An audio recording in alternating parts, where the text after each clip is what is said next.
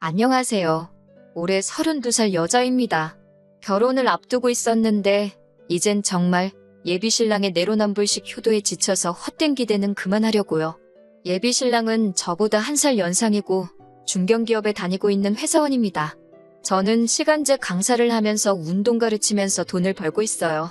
장소를 대여해서 일정의 수수료 형식으로 자리세를 내고 수업을 하는 형식으로 일을 하고 있어요. 제가 이 일을 오래 해오면서 수강생들에게 입소문도 많이 타고 꼭 제가 아니면 안 배우겠다고 하시는 분들도 많아서 제 자랑처럼 들릴 수도 있겠지만 강의료가 조금 비싼 편에 속합니다. 그래서 사실 그렇게 일을 매달려서 하지 않아도 한 달 제가 사는데 지장 없고 취미생활이나 여가생활 다 즐길 수 있을 만큼 벌고 있어요.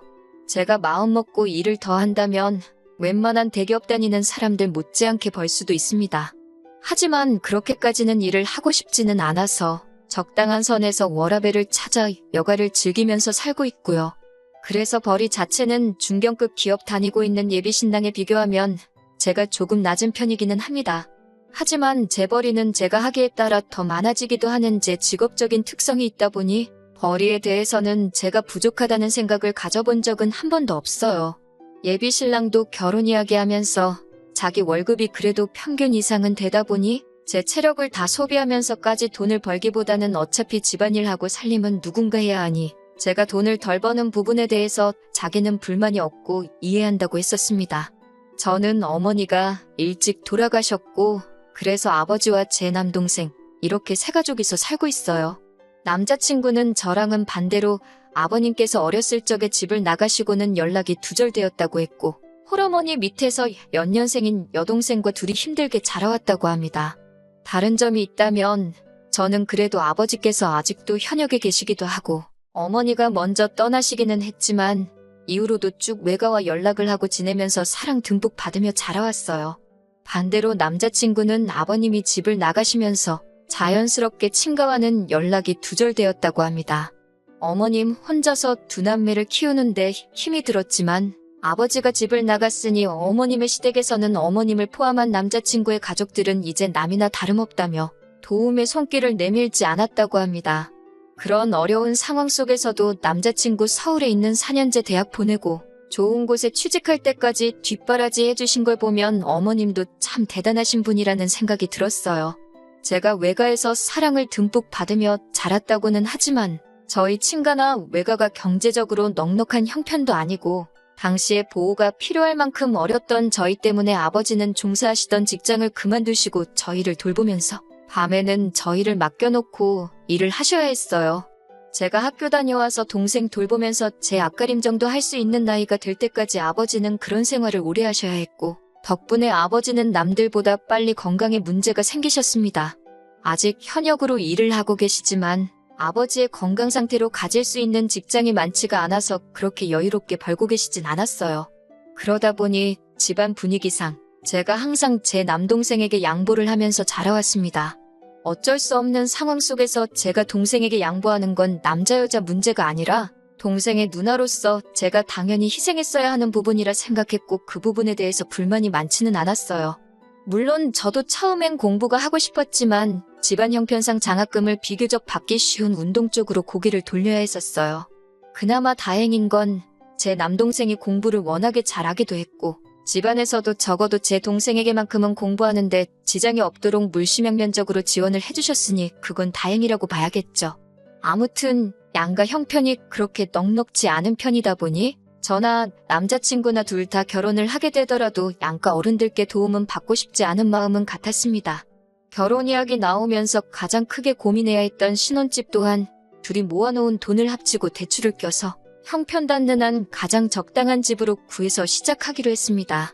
남들처럼 신축 아파트 들어가는 건 당연히 꿈도 꾸지 못했고 그냥 어디 적당한 아파트에 전세로 들어가기만 해도 감지덕지라고 생각했습니다. 거기에 사실 저나 예비신랑 두 사람 다 월급을 받고 나서 저는 저희 아버지에게 예비신랑은 자기 어머니에게 생활비와 용돈을 포함해서 돈을 어느 정도씩 드리고 있던 상황이었습니다. 금액에 있어서는 남자친구가 조금 더 많았지만 큰 차이가 있지는 않았어요. 첫 월급을 받았을 때부터 드리던 걸 결혼했다고 그만 드릴 생각도 없었고 어느 한쪽만 들을 생각도 없었으니 이 부분에 대해선 자동적으로 남자친구와 합의가 된 상황이라고 봐도 무방한 부분이었지요.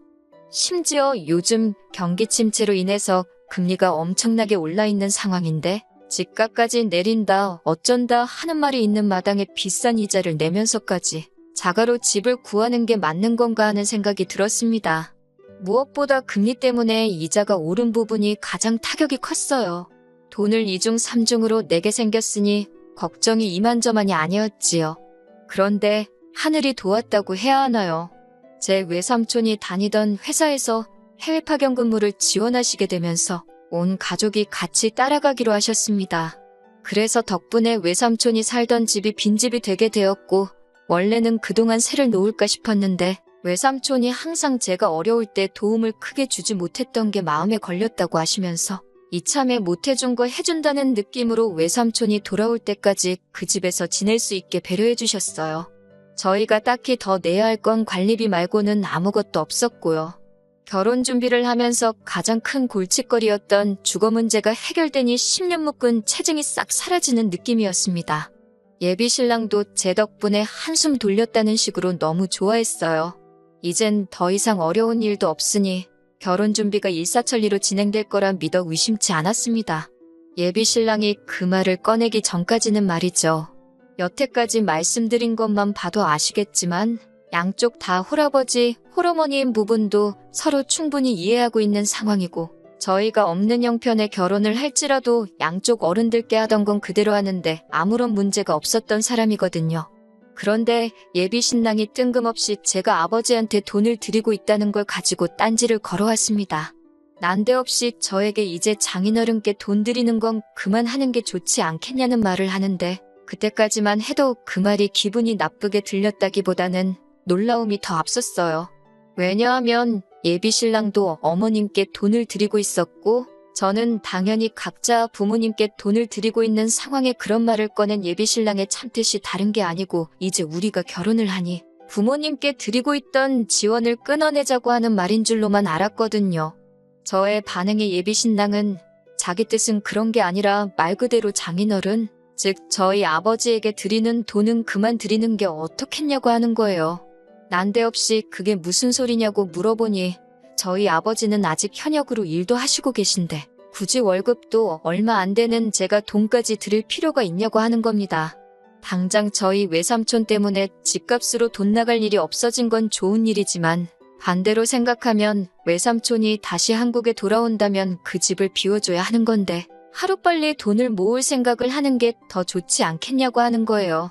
그러려면 예비 신랑의 말은 저희 아버지께 지원하고 있던 돈을 끊어내야 한다고 하는 소리였고요. 솔직히 예비 신랑의 말이 전부 다 틀린 건 아니지만 반은 맞고 반은 틀린 소리였습니다. 외삼촌이 돌아오시면 집을 새로 구해야 되는 사실은 맞는 소리이기도 하고 저도 뼈가 저리도록 인지하고 있는 부분이기는 하지만 그렇다고 해서 제가 저희 아버지에게 하고 있던 효도를 그만하라고 강제할 수 없는 소리이기도 하지요.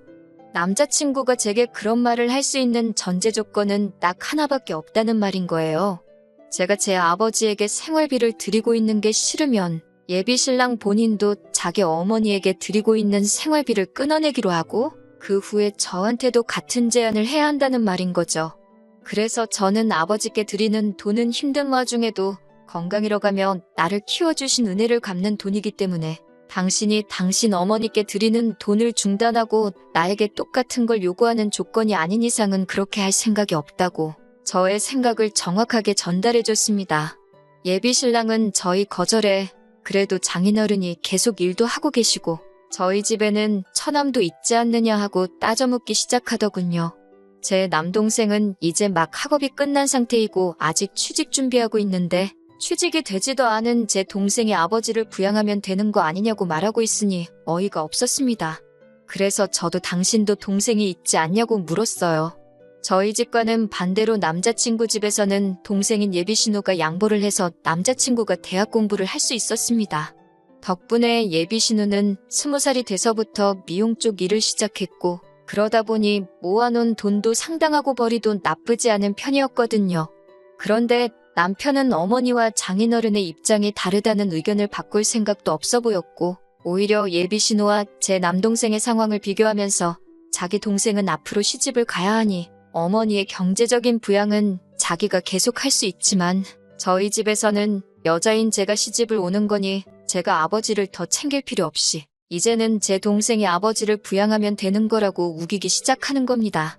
언뜻 들으면 맞는 말 같기도 하지만 생각해보세요. 이제 막 사회생활 시작도 안 한 제 동생이 모아놓은 돈 한 푼 없이 홀아버지 부양까지 하고 있다면 제 동생은 결혼을 어떻게 하겠나요? 자기 동생은 시집 가야 되니 그렇게는 못한다고 하면서 제 동생은 남자니까 어떻게든 하라고 하는 말이 무책임해 보였습니다. 그래서 저는 절대 눈에 흙이 들어가도 당신이 원하는 대로는 할 수 없을 거라고 다시 한번 강조했습니다. 저는 단 하나, 당신도 어머님에 대한 지원을 그만둔다면 그때 가서 나도 똑같이 아버지에 대한 지원을 끊겠다고 이 결정은 바꾸지 않을 거라고 엄포를 놓았어요. 그러니 예비 신랑은 끝까지 저한테 쓸데없는 데서 고집을 부린다면서 세상 천지의 모든 사람들한테 물어보라고 말하며 자기가 하는 말이 정답이고 제 말은 억지라고 하는 겁니다. 그래서 그날은 원래 데이트를 하기로 한 날인데도 불구하고 더는 기분이 나빠같이 있을 수가 없어서 집으로 그냥 돌아왔네요.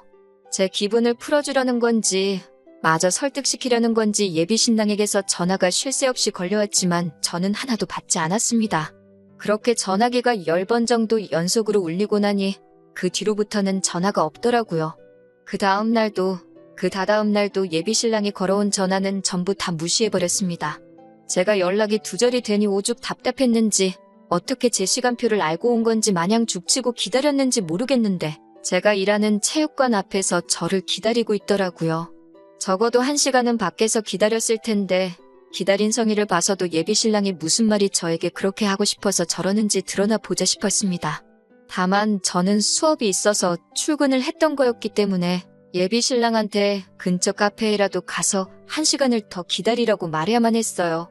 수업이 끝나고 카페에 가니 예비 신랑이 저를 기다렸다는 듯이 자리에서 일어나 저를 부르고 있더라고요. 맞은편 자리에 앉았는데 예비 신랑은 제가 자리에 앉기도 전에 저랑 나누었던 대화를 가지고 자기도 충분히 많은 생각을 했다고 하면서 자기 이야기를 들어보려고 하며 계획이랍시고 주절주절 떠들기 시작하는데 자기 엄마는 용돈을 계속 줄 테니 너네 아버지한테 주던 돈은 그만 주라고 하는 말보다 더 어이없는 말을 꺼냈습니다. 예비 신랑이 해결책이라고 꺼낸 이야기는 아예 홀시어머니를 모시고 같이 살자고 하는 겁니다. 제가 테이블 안쪽에 정리되어 있던 의자를 빼느라고 잘못 들었나 싶어서 제가 들은 게 맞냐고 물어봤더니 예비 신랑은 다시 한번 강조하듯이 합가를 하자고 자기 어머니 모시고 셋이서 알콩달콩같이 살자는 겁니다. 제정신으로 하는 소리인가 싶었는데 진심이었어요. 합가를 하게 되면 모든 게 완벽하게 돌아간다는 겁니다. 말인즉슨 어머님이 우리와 같이 살게 되면서 집안일이나 살림을 어느 정도 도와주실 테니 그만큼 저희 집안일 부담이 줄어드는 것이고 집안일에 쏟아야 하는 시간이 줄어든 만큼 제가 수업 몇 개를 더 잡아서 일을 더 할 수 있다는 겁니다. 제가 일을 더 하면 달에 버는 돈이 지금보다 훨씬 늘어나기 마련이고 그러면 저는 그 늘어난 벌이로 아버지에게 경제적 지원을 해주면 되는 거 아니겠냐 하는 겁니다. 그리고 어머니가 제가 해야 할 집안일을 도와주는 거나 마찬가지니 제가 어머님에게 집안일 해주는 월급 마냥 제가 벌어온 돈으로 어머님께 돈을 더 드리면 되는 거 아니겠냐고요. 매번 말은 그럴싸하게 하는 것 같지만 내로남불 자기만 효도하려고 하는 개수작을 넘어서 이번에는 아예 저한테 대리효도를 강요하고 있는 모습에 어이가 없어서 말도 제대로 안 나오더라고요. 나지막히 그럴 거면 아예 신우도 데리고 살지 그러냐고 비아냥대듯이 이야기했습니다. 그런데 예비 신랑은 눈치가 없는 건지 없는 척을 하는 건지 얼굴에 웃음꽃이 활짝 피더니 진짜 그래도 되냐고 하는 겁니다. 그러면서 저희 외삼촌 집이 방이 3개이니 안방은 어머님들이고 제일 작은 방은 자기 여동생이 쓰게 하면 되겠다 하는 거예요. 정말 남자친구 하는 꼬라지가 점이 가경이었습니다. 예비 신우는 집안일은 못 도와주지만 빨래나 설거지 같은 걸 시키겠다고 하면서 집안일을 그렇게 크게 도와주는 게 아니니 한 달에 한 20만 원만 용돈하라고 주면 되겠다고 하면서 아주 지 식구들 줄 돈을 제가 번 돈으로 털어먹으려는 계획을 얼굴색 하나 변하지 않고 세상에서 제일 착한 사람이냥 연기하면서 떠들고 있더라고요. 누가 보면 제가 악덕 며느리, 악덕새 언니라도 되는 것처럼 말입니다. 듣자 하니 얼토당토하는 터무니없는 말만 늘어놓길래 오죽하면 제가 속으로 혹시 저 중에 하나만 내가 오케이 하도록 저런 어이없는 말만 주르륵 늘어놓고 있는 건가 하는 생각이 들었어요. 어디 한번 갈 때까지 가보자는 말인가도 싶어서 저도 듣고만 있다가 한마디 건넸습니다. 지금 어머님을 모시고 신우까지 들여서 살자는 이야기하는 거면 어차피 방도 3개인 집에서 시작하게 되었는데 길게 이야기할 게 뭐 있냐고. 나도 똑같이 우리 아버지 모시고 동생 데리고 들어와서 살겠다고 했습니다. 사실 이때까지도 결혼을 뒤집어버리겠다 하는 생각보다 예비 신랑에게 자기가 하고 있는 말들이 얼마나 터무니없는 상황인가를 똑같은 방법을 써서 알려주고 싶었어요. 그런데 예비 신랑 반응이 더 어이가 없더군요. 곰곰이 생각하는 척을 하더니 그것도 좋은 방법이겠다 하는 겁니다. 장인어른이 어쨌든 많지는 않지만 돈을 벌고 계시니 그 돈으로 우리 가족들, 그러니까 예비 시모와 신우 생활비를 하면 딱 좋겠다고요. 그런데 또 한 번 곰곰이 생각하더니 그래도 천안까지 드리는 건 조금 무리가 있다면서 처남은 그냥 독립시키면 안 되나? 하면서 혼자 중얼거리는 거예요. 제 동생은 또 뭐 때문에 같이 못 살겠냐 하니 그래도 예비 신우랑 제 동생이 장성한 두 남녀인데 한 공간에 있다가 겹사돈이 될 수도 있는 거 아니냐고 합니다. 그러면서 자기 동생, 그러니까 예비 신우는 이제 자리도 잡히고 안정적으로 돈을 벌고 있는 상황인데 처남은 지금 직장도 없지 않냐고 하면서 자기 여동생을 넘보기에는 한참 멀었다고 하는 거예요. 예비 신우는 더 좋은 남자를 만날 자격이 있다나요? 그것도 어이가 없었습니다. 예비 신우 직업을 무시하는 게 아니고 손아랫 사람이라고 하지만 사실 예비 신랑하고 연년생이라 저랑 동갑이거든요. 저도 경력이 쌓이고 쌓여 지금 안정적인 수입원이 생겨있는 것처럼 신우도 똑같이 20살부터 일을 시작했으니 현재 자리를 잡고 안정적인 상황이 돼 있는 건 당연한 일이라고 생각합니다. 그에 반해 제 동생은 이제 27돼서 공부를 마치고 취직 준비 시작한 지도 얼마 되지 않은 데다가 예비 신랑 다니는 정도의 회사에서는 제 동생 데리고 가고 싶다고 스카우트 제의가 먼저 오고 있는 상황인데 어디 제 동생을 지 여동생에 비할 게 안 된다느니 조건이 딸린다느니 그런 이야기를 하는 건지 웃기지도 않았습니다. 애초에 예비 신우라는 특이한 조건을 떠나서 저도 제 동생이 저랑 동갑내기 여자를 결혼할 상대라고 데리고 온다면 기분이 별로일 것 같거든요. 그런데 예비 신랑은 끝까지 자기는 관대하고 자기 가족들은 도와줘야 하고 처가와 시가 차별을 두지 않고 양가에 잘한다는 식으로 씨알도 먹히지도 않을 연기를 하면서 말도 안 되는 조건을 갖다 붙이고 있으니 어이가 없었습니다.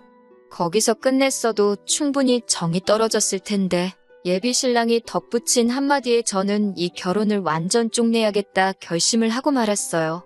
처남이 자기 여동생을 꼬셔가서 겹사돈이 되면 어떡하냐는 말도 발칙해서 어이가 없었는데 곰곰이 생각해보더니 결국에는 우리 아버지도 같이 모시고 사는 건 넌센스가 아니냐고 하는 겁니다.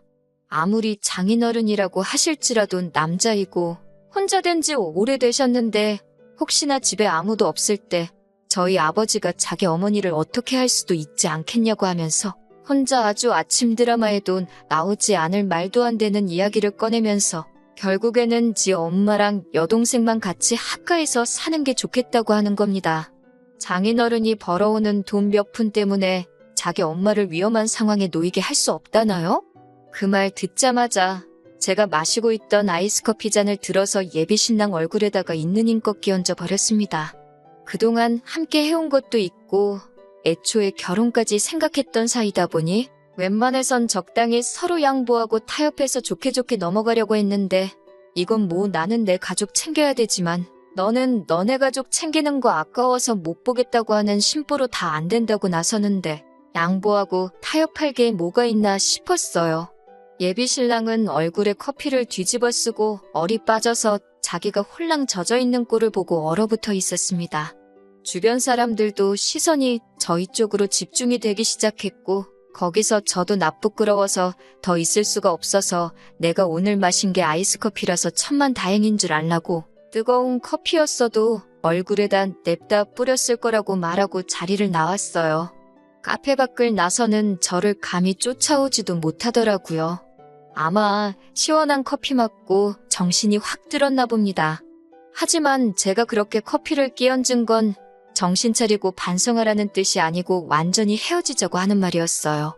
예상한 대로 남자친구는 몇 시간도 지나지 않아서 자기가 잘못 생각했다고 하면서 저보고 한 번만 기회를 더 달라고 하더라고요. 하지만 끝까지 어머님 모시고 사는 게 전제 조건이고 제가 결혼 후에도 아버지께 용돈을 드리는 걸 허락해준다 만다 하는 이야기를 하고 있었어요. 내가 번 돈 내가 쓰는데 그걸 왜 너한테 허락을 받아야 되는 거냐고 쏘아붙이고 그냥 나 말고 다른 사람 만나서 입맛에 맞게 허락을 해주든 말든 하라고 했습니다. 기어이 집 앞까지 찾아와서 제 다리를 붙잡고 빌었는데 자초지종을 들은 제 남동생하고 아버지가 밖까지 쫓아나와서 한 번만 더 집 근처나 제 근처에서 얼씬대면 말로는 안 끝날 거라고 강하게 나오니 예비 신랑은 잔뜩 겁을 먹고서는 정말 제 근처에 얼씬도 안 하더라고요. 그래서 덕분에 안전이별했습니다. 아버지는 제가 결혼을 눈앞에 두고 당신 용돈 드리는 것 때문에 제가 파혼하게 된 거 아니냐며 책임감을 느끼셨는데 전혀 그렇지 않다고 했어요. 제 발로 고생길 10번 했는데 극적으로 유턴하고 나와서 천만다행인 거라고. 제가 아버지한테 효도를 안 하고 있었다면 유턴할 기회조차 없었을 거라고 말씀드리니 아버지는 다행이라고 말하시면서도 끝까지 쓴웃음을 지으시는 게 마음 한구석에는 아직도 당신이 부족하셔서 제가 파혼하게 된 거라는 책임감을 느끼고 계시는 것 같습니다. 편의상 예비신랑이라고 적기는 했지만 그 자식 솔직히 앞으로도 하는 일마다 다 안 풀렸으면 좋겠고 어디 새로운 사람을 만나더라도 자기 어머니랑 여동생 놓지 못해서 만나는 족족 안 좋게 끝나버리면 좋겠습니다. 한동안은 저도 지쳐서 혼자로 지내겠지만 제 가족들을 자기 가족 챙기듯 아껴주는 그런 사람이 나타나면 그게 똥차가 가고 벤츠가 나타난 게 아닌가 생각하고 긍정적으로 만나볼까도 생각 중입니다.